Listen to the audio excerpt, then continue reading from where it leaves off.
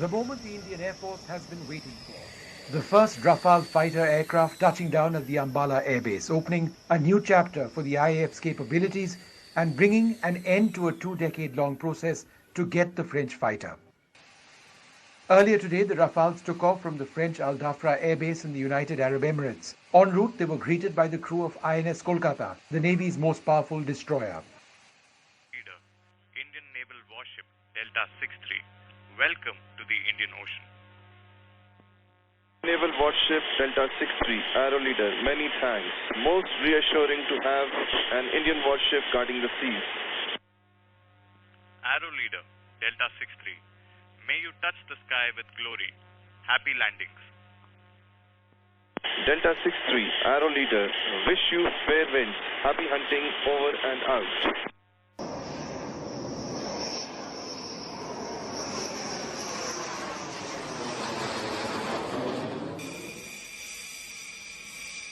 After finally touching down, the jets received this water cannon salute.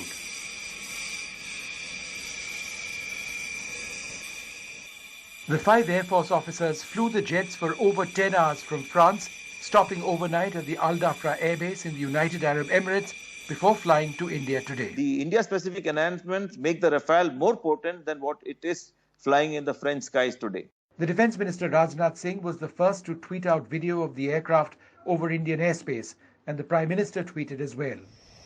India has acquired 36 Rafale fighters in a 58,000 crore deal. 2 squadrons of 18 aircraft each will be formed. The Rafale operated by India is a more advanced variant of the fighter France operates. Key to the Rafale are its weapons: the Meteor missile that hits aerial targets farther out than any missile of its class, the Scalp cruise missile which hits ground targets 300 kilometers away, and the Mika air-to-air missile, a versatile weapon system.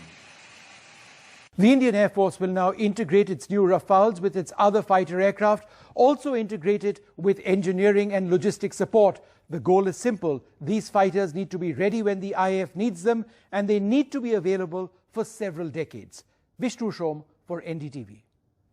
And the Prime Minister and Defence Minister led those welcoming the Rafale aircraft online, with Rajnath Singh also making a political point, saying that the procurement process was completely transparent and congratulating the Prime Minister for pushing this deal through after decades of it being stalled. He also said that only those should be worried about the Rafale acquisition who were trying to threaten the territorial integrity of our nation. So a dig at both the Congress and China there. But let's leave aside the politics today, Vishnu, because this is really about one, of course, with that Rajnath Singh reference. How will Rafale give us an edge over countries like China and Pakistan, and what does this actually mean for our defence and Air Force capability? Why are Air Force chiefs, ex-Air Force chiefs and everyone hailing this as a huge day in India's defence acquisition? Well, this is the most advanced fighter aircraft which was available to India, and India has now acquired 5 of these.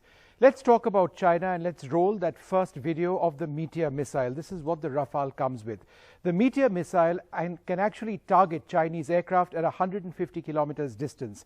It can destroy Chinese aircraft before they can actually even get close to the Indian aircraft. Therefore, the Indian aircraft is safe while the Chinese aircraft are engaged. Had India had this capability a day after Balakot, the assumption is that many Pakistani F-16s would have been destroyed.